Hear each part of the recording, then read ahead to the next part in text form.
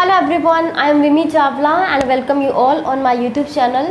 तो आज के वीडियो में मैं इडियम्स एंड फ्रेजेस स्टार्ट करने वाली हूँ। तो हमारा फर्स्ट इडियम है that is the Achilles heels. Achilles heels का मतलब होता है वीक पॉइंट। मतलब कोई भी पर्सन है 100% परफेक्ट है, अप्रॉक्स 100% परफेक्ट है, मतलब छोटी सी किसी में कमी होती है ना, उसको बोलते हैं हम एक्लीज हील्स। ठीक है, छोटी सी कमी जिस पे कोई अटैक कर सकता है उसको हम बोलेंगे एक्लीज हील। अब ये इडियम हमारे पास अराइज कहाँ से हुआ है, ये मतलब इडियम कहाँ से आया हमारे पास। तो ये एक्लीज क्या है, एक्लीज का एक पर्सन का नेम है। एक्लीज एक हीरो था ग्रीक में। तो इसकी मॉम क्या करते थे, जब ये छोटा था तो इसकी मॉम इसको एक रिवर में ऐसे डुबोते थे। इसको पता नहीं कुछ ऐसा स्ट्रॉन्ग बनाने के लिए कुछ ऐसा इनकी टेक्निक थी। तो इसको जब रिवर में डुबोते थे तो इसको हील से पकड़ते थे इसकी। तो अब पूरी बॉडी तो उसकी स्ट्रॉन्ग होगी, बट जो उसका हील जो थे वो क्या रह गया, उसका वीक रह गया, क्योंकि वो तो पानी में डिप हुए नहीं। तो क्या हुआ, फाइनली इसकी डेथ जो हुई थी, अब इसकी पूरी बॉडी स्ट्रॉन्ग थी बट फाइनली इसकी डेथ कैसे हुई थी, इसके हील्स में एरो लगने से इसकी डेथ हुई थी। तो इसका मतलब उसका हील जो थे वो वीक पॉइंट रह गया, एक्लीज के जो हील थे। तो इसलिए हम बोलते हैं एक्लीज हील्स मतलब वीक पॉइंट, किसी भी पर्सन का वीक पॉइंट होता है, उसको हम एक्लीज हील बोलते हैं। ठीक है, अब नेक्स्ट है N arm chair job. Arm chair job, इसमें पहले ही पता चल रहा है कि इसमें एक जॉब की बात की है। मतलब एक जॉब है जिसमें आपको चेयर मिली हुई है। चेयर मिली हुई है तो जॉब कैसी होगी, कंफर्टेबल। उसमें और चेयर भी कैसी है, आर्म वाली चेयर है, मतलब जिसमें आर्म वाली चेयर है और इसमें आर्म से ही आप काम कर रहे हो, मतलब कंप्यूटर से कुछ कर रहे हो, मतलब एक ऑफिसर क्लास की जॉब है समझ लो। तो इसका मतलब क्या होगा, good income job with high comfort. तो ये हो गया आर्म चेयर जॉब। ठीक है, नेक्स्ट है हमारे पास एन आयरन विल। अब देखो, विल का मतलब क्या होता है, इच्छा होती है। विल का मतलब वसीयत भी होता है, विल का मतलब इच्छा भी होता है। ठीक है, और आयरन तो आपको पता ही है, आयरन क्या होता है, बहुत स्ट्रॉन्ग होता है। तो मतलब स्ट्रॉन्ग इच्छा, तो हम बोल सकते हैं strong will power. Iron will मतलब आयरन जैसी विल, स्ट्रॉन्ग विल पावर, इसका मतलब ये बनेगा। नेक्स्ट होगा an old flame. Old flame होता है किसी का एक्स बॉयफ्रेंड या गर्लफ्रेंड जिसके साथ अब रिलेशन नहीं है, तो उसको हम बोलेंगे एन ओल्ड फ्लेम। ठीक है, नेक्स्ट होगा N old head on young shoulders. अब इसमें भी नेम से पता लगता है, यंग शोल्डर मतलब एक पर्सन है जो यंग है, शोल्डर से नीचे पूरा यंग है, बट हेड कैसा है, ओल्ड। अब ओल्ड का मतलब क्या होता है, एक एक्सपीरियंस पर्सन। ठीक है, ओल्ड हेड मतलब एक एक्सपीरियंस हेड है, जिसका मतलब क्या होगा, वो सोच, एक्सपीरियंस हेड मतलब जो थिंक करता है, टॉक करता है, कैसे, एक एक्सपीरियंस पर्सन की तरह। लेकिन पर्सन कैसा है, यंग शोल्डर वाला, मतलब अ चाइल्ड और young person who thinks and talk like an older and experienced person। मतलब एक बच्चा है या फिर एक छोटा पर्सन है कोई भी, जो ये करता है एक ओल्डर या एक्सपीरियंस पर्सन की तरह सोचता है और वैसे ही बातें करता है, उसको क्या बोलेंगे, an old head on young shoulders.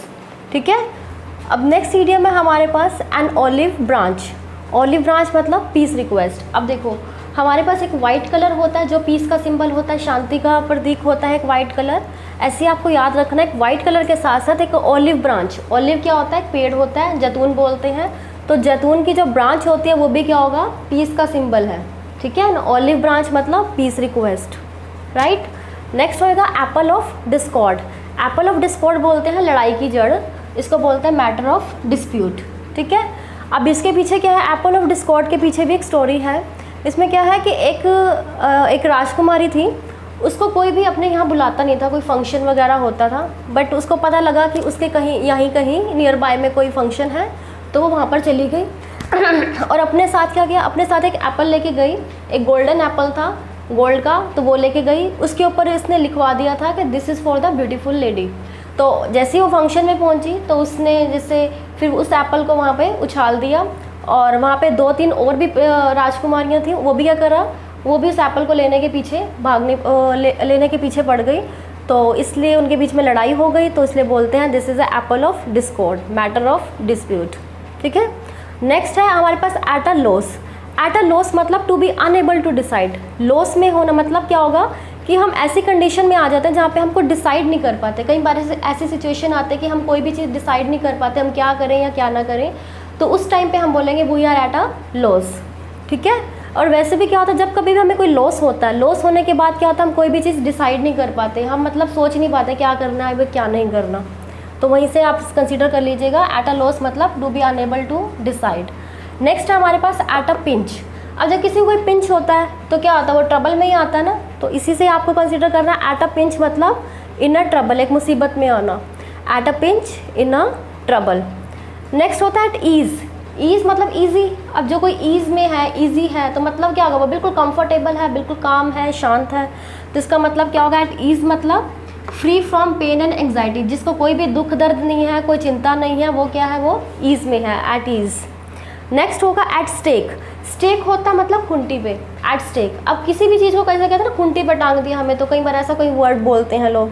तो एट स्टेक होता है, स्टेक मतलब रिस्क पे होना, और एंड इनसिक्योर मतलब रिस्क पे होना और इनसिक्योर होने को क्या बोलेंगे, एट स्टेक बोलेंगे।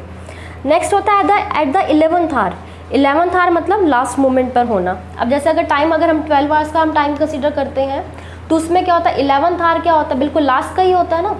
तो 11th आवर मतलब लास्ट का टाइम होना, तो इसलिए से बना है एट द लास्ट मोमेंट।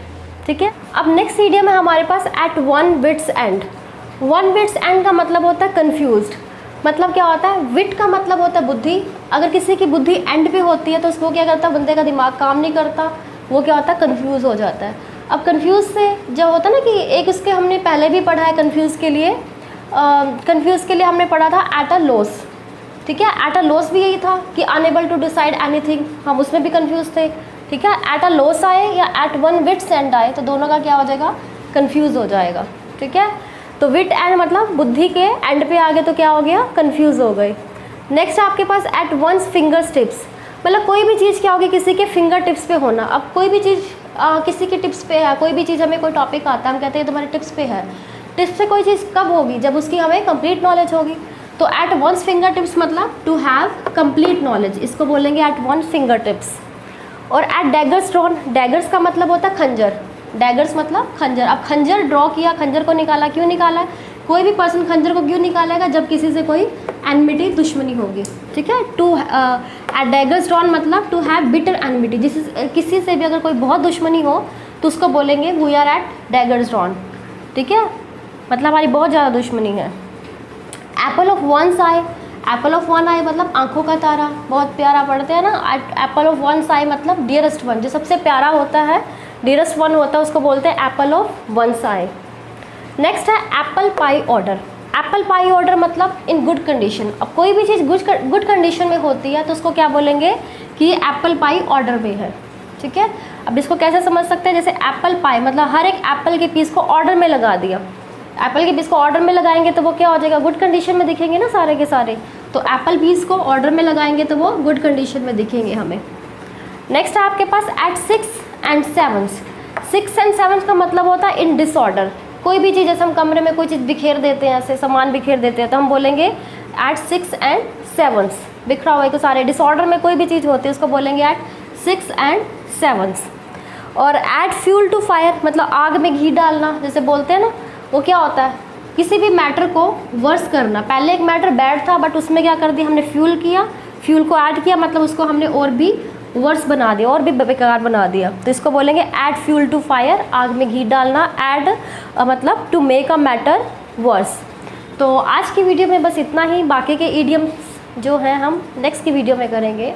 और अगर आपको अच्छे लगे हो तो आप लाइक, सब्सक्राइब, शेयर, कमेंट सब कुछ कीजिए, बेल आइकन दबाइए। And thank you for watching.